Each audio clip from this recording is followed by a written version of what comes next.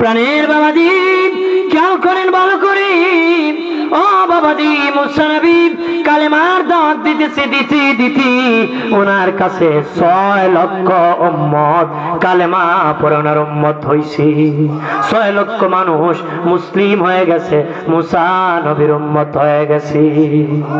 আরো জোরে বলি, মুসা নবী আল্লাহ দেখি বলে, আল্লাহ ও মালিক, এই যুগের মধ্যে কারণ বড় ধনী, কারণের কাছে কালেমার দাওয়াত দিয়ে গেলে যদি গ্রহণ করে তাহলে আমার একটু দাওয়াতি কাজটা আরো মজবুত হয়।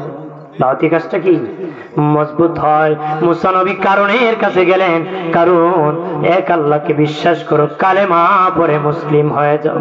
এবার প্রাণের বাবাজি কারণ ডেকে বলে, মুসা আমি কালেমা পড়তে পারি একটা শর্তে, তুমি যদি স্বর্ণের ব্যবস্থা করে দাও, তোমার প্রভু যদি আমার জন্য স্বর্ণের ব্যবস্থা করে দিতে পারে, আমি কালেমা পড়ে মুসলিম হয়ে যাব।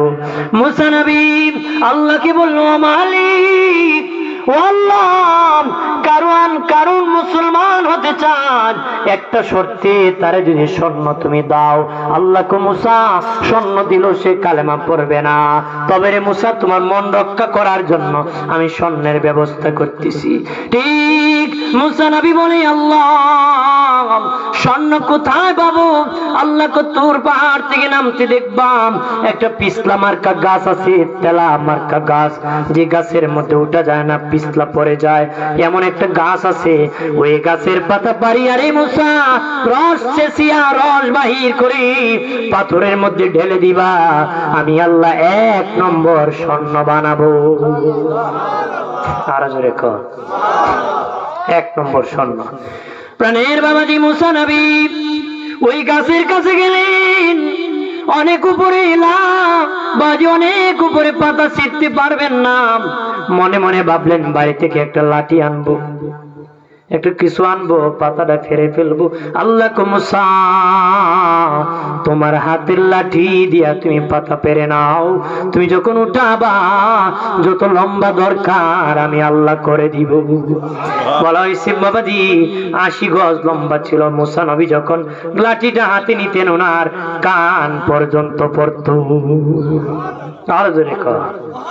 প্রাণের বাবাজি মুসা নবী লাঠি বাড়ায় দিলেন, পাতা বাড়লেন, পাতা বাড়িয়া মনে মনে বলেন, আগে টেস্ট করতে হবে স্বর্ণ নিয়ে হয়। চেঁচিয়া রস নিয়ে পাথরের মধ্যে মেরে দিলেন, চকচকে 1 নম্বর স্বর্ণ হয়ে গেছে। বোতল জাত করে রস নিয়ে কারণের দরবারে বলেন, ও কারণ, তুমি বলেছ আমি যদি স্বর্ণ দেই তুমি কালেমা পড়ে মুসলিম হয়ে যাবা। আমার আল্লাহ যদি স্বর্ণ দেই তুমি কালেমা পড়ে মুসলিম হয়ে যাবা। তোমার স্বর্ণ কত দরকার, পাথর হাজির করো। পাথর হাজির করা হলো। এমনি মুসা নবী বোতল থেকে রস ঢেলে ঢেলে দিতেছি, আর 1 নম্বর স্বর্ণ বানাইছি। আল্লাহু আকবার বলেন না।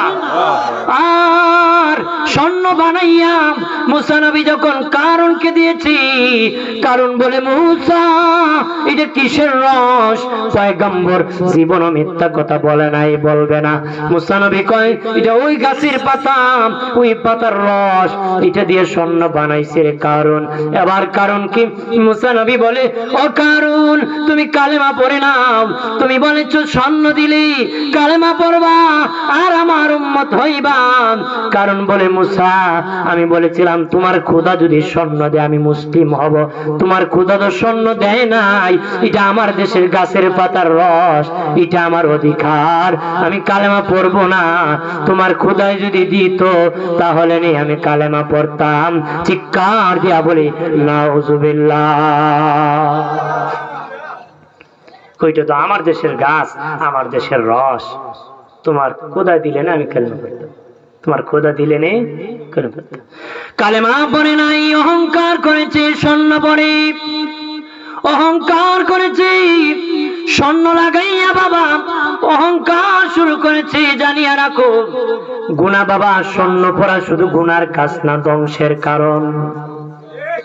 স্বর্ণ পরা শুধু গুনার কারণ না, ধ্বংসের কারণ। স্বর্ণ দ্বারা আখিরাত ধ্বংস, দুনিয়াও ধ্বংস। কারণ কখন ধ্বংস হয়েছে? যখন স্বর্ণ পরে অহংকার করেছে। আমার আল্লাহ পাইলিং শুরু করছে, পাইলিং। আজও বাবা কারণ পাইলিং চলতেছে স্বর্ণ পরে অহংকার করার কারণে। এই জন্য পুরুষ মানুষ স্বর্ণ পরা হারাম, স্বর্ণ পরা হারাম। পুরুষের স্বর্ণ পরলে লেডিস লেডিস বাপ হয়। কথা কয় না? এটা মহিলাদের সৌন্দর্য, পুরুষের জন্য সৌন্দর্য। স্বর্ণ লাগাইলে বাহাদুরির লক্ষণ হয় না, কাপুরুষের লক্ষণ হয়। কথা কন ঠিক কিনা? স্বর্ণ লাগাইলে বোঝা যায় এটা আলমিরার ভিতরে ঢুকে দিবে, আলমিরার ভিতর ঢুকে যাইব। কারণ এটা পুরুষের জন্য মানায়। এই জন্য স্বর্ণ পরা শুধু হারাম না, ধ্বংসের কারণ। যে স্বর্ণ পরবেন তোমার সম্পদ ধ্বংস হয়ে যাবে, তুমি নিজেও ধ্বংস হয়ে যাবে। একটু সময় লাগবে, সম্পদ থাকবে। ভাইরা আমার খেয়াল করেন ভালো করে, প্রাণের বাবাজি ধ্বংস করিও না রে নিজের জীবনকে, জাহান্নামের দিকে ঠেলে দিও না। ও বাবাজি, মুসা নবী দাওয়াতের কাজ করেন, কালিমুল্লাহ, আল্লাহর সাথে কথা বলার প্রেম ছিল, উনি কথাবার্তা বলতে পারতেন, কথা বলার প্রেম। বাবাজি যখন আয়াত নাজিল হতো, সাহাবায়ে কেরাম নবীকে বলতো, নবীজি আল্লাহরে ওইটা জিগান না, ওইটা জিগান না, ওইটা জিগান না। নবী কয় আমি মুসা নাকি সব কিছু আল্লাহরে জিগাইব। সুবহানাল্লাহ না?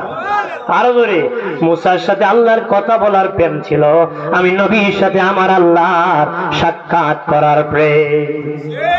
আরো জোরে, প্রাণের বাবাজি মুসা নবী তুর পাহাড়ে কথা বলতেন, আল্লাহকে বলেছিলেন, মালিক আল্লাহ গো, আমি যদি খোদা হইতাম, তুমি যদি মুসা হইতাম, আমি যদি খোদা হইতাম, তুমি যদি মুসা হইতাম, আমার কাছে কি চাইতাম? আল্লাহ কো মুসা রে, তোমার কাছে সুস্থতার জন্য আমি দোয়া চাইতাম।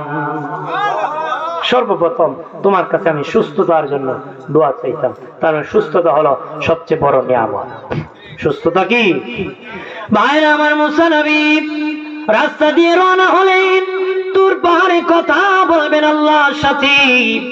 রওনা যখন হলেন, একজন ধনীর সাথে দেখা হলো। ধনী কয়, মুসা রে কই যাও? তুর পাহাড়ে কথা বলতে যাব আল্লাহর সাথে। ধনী বলে, মুসা রে, এ মুসা আল্লাহরে জিগাইবানি, আমার এত ধন, আমার ধন এত ধন কমে না, হিসাব রাখতে পারি না, আল্লাহরে জিগাইবানি কি করলে আমার ধন কমবে? আল্লাহু আকবার। আর সামনে গেলেন, দেখেন একজন মহিলা, মহিলা ডেকে বলে, মুসা কই যাও? মুসা নবী কয়, তুর পারে আল্লাহর সাথে কথা বলবো। মুসা আমি গরিব, অভাব যায় না, কত কষ্ট করি, ইনকাম ভালো হয় না, ভালো কাপড় পরতে পারি না, সন্তানদেরকে ভালো খাওয়াইতে পারি না, ভালো একটা ঘর বানাইতে পারি না। মুসা রে আল্লাহর জিগাইবানি কি করলে আমার অভাব দূর হবে? মুসা নবী বলেন, ঠিক আছে, আমি আল্লাহকে জিজ্ঞাসা করব।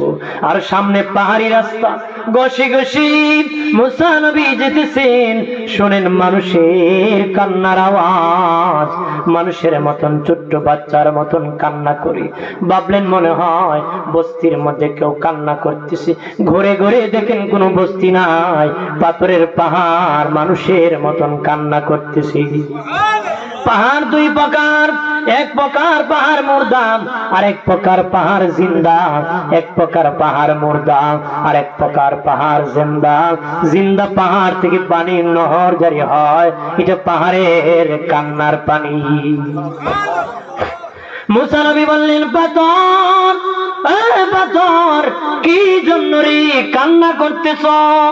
পাথর ডেকে বলে, মুসা, মুসা শুনেছি মানুষের পাথর দিয়ে আল্লাহ জাহান্নাম জ্বালাবি, মানুষের পাথর দিয়া জাহান্নাম জ্বালাবি।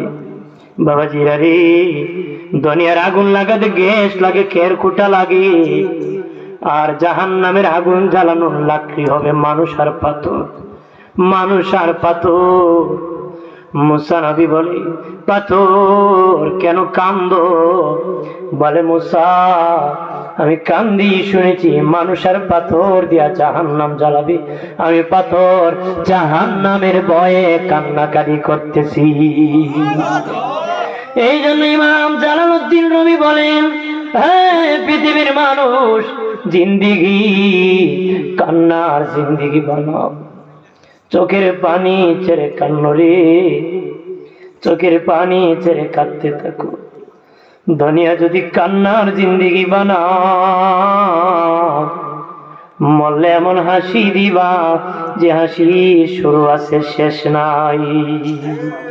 আর এই জিন্দিগি যদি তামসার জিন্দিগি বানাম, ডিগবাজি সিটিংবাজি বন্ডামির জিন্দিগি যদি কাটো, কবরে গেলে এমন কান্না দিবা যে কান্না শুরু আছে শেষ নাই। কান্না আল্লাহর কাছে বাড়ি পছন্দ, চোখের পানি ছেড়ে কাঁদরি, তোর চোখের পানি জাহান্নামের আগুন থেকে বাঁচায় দিবি।